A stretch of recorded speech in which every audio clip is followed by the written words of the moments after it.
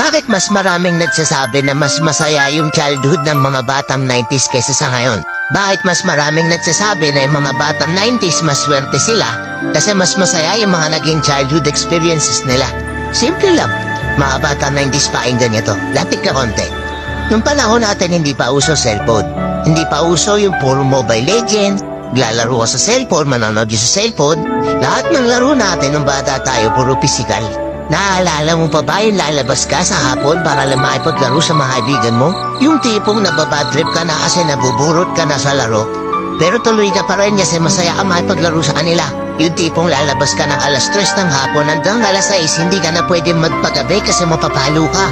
Pero yung maiksing oras na yun para makapaglaro ka, pakiramdam mo ang haba-haba na. Naalala mo pa ba? Pag galing mo sa eskwela, madaling-madali ka kasi may papanoorin ka pa. Oo. Kasi yung mga palabas sa TV noon, puro pambata pa.